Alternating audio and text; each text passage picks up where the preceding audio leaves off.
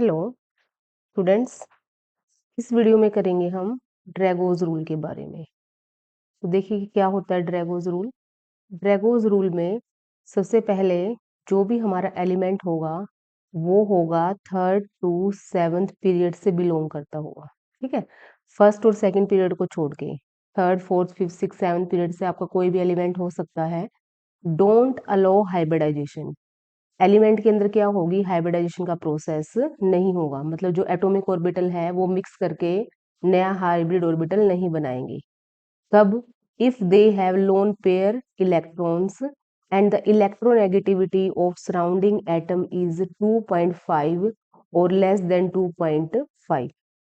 इसका मतलब क्या है कि हमारा कोई भी एलिमेंट थर्ड ग्रुप से लेके थर्ड पीरियड से लेके सेवन पीरियड से बिलोंग करता हो, उसके पास एक लोन पेयर इलेक्ट्रॉन हो, कम से कम एक लोन पेयर इलेक्ट्रॉन हो, और उसके जो सराउंडिंग एलिमेंट है, सराउंडिंग एटम है जिससे उसने बॉन्डिंग की है, उसकी इलेक्ट्रोनेगेटिविटी 2.5 या 2.5 से क्या हो, कम हो, तो वो एलिमेंट हाइब्रिडाइजेशन शो नहीं करेगा।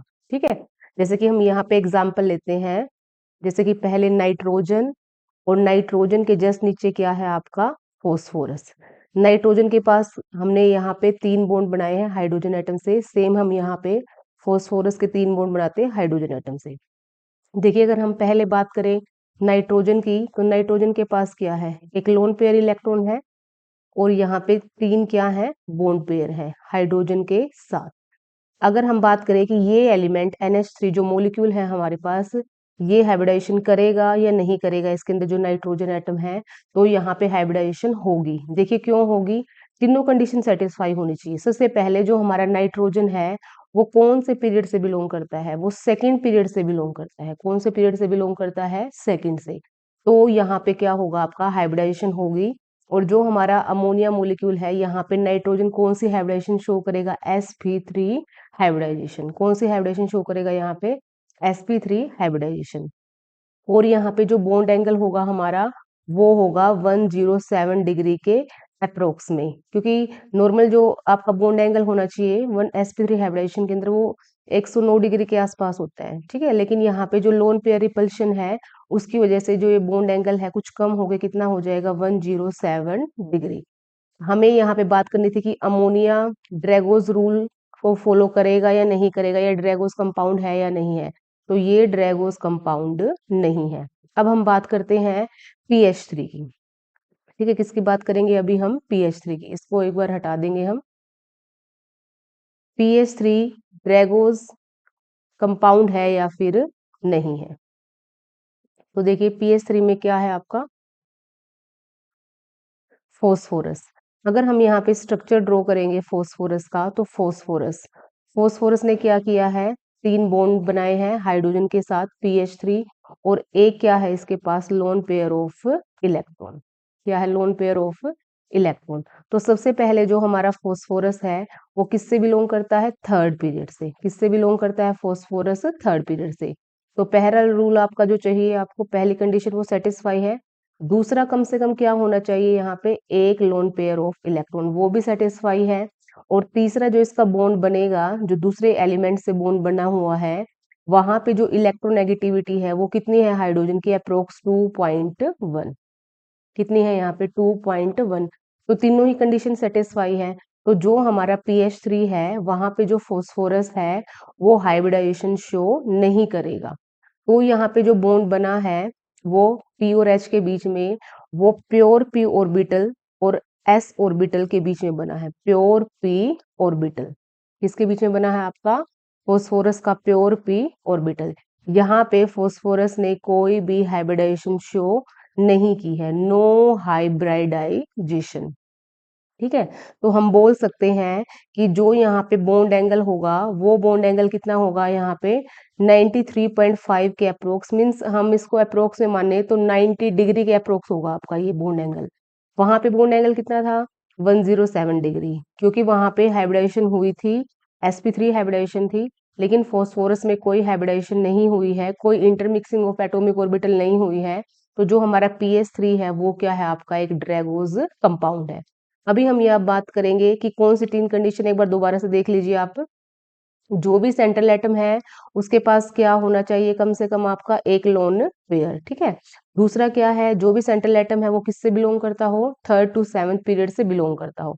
और तीसरा क्या है, जो भी इसके सराउंडिंग एलिमेंट है, सराउंडिंग एटम है, उसकी जो इलेक्ट्रोनेगेटिविटी है वो कितनी होनी चाहिए आपकी, 2.5 और 2.5 से कम। जैसे कि अभी हमने यहाँ पे किसका एग्जाम्पल लिया, हाइड्रोजन का एग्जाम्पल लिया।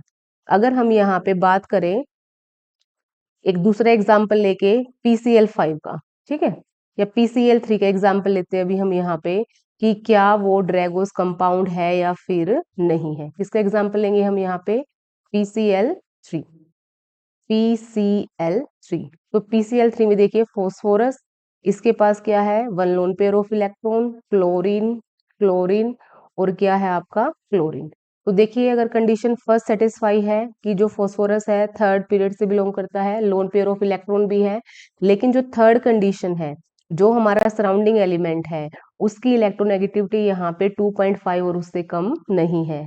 इसकी जो इलेक्ट्रोनेगेटिविटी है अप्रोक्स 3.5 के आसपास होगी आपकी, क्योंकि फ्लोरीन के बाद आपका क्या है, क्लोरीन है इलेक्ट्रोनेगेटिविटी में सीरीज के अंदर। तो आप PCl3 को क्या नहीं बोल सकते, इट इज नॉट अ ड्रैगोज कंपाउंड, ठीक है, ये एक ड्रैगोज कंपाउंड नहीं है। तो यहाँ पे जो बॉन्ड एंगल होगा आपका वो क्या होगा, 90 डिग्री के आसपास नहीं होगा, ये आपका यहाँ पे sp3 हाइब्रिडाइजेशन होने की वजह से यहाँ पे बॉन्ड एंगल आपका 107 के अप्रोक्स होगा।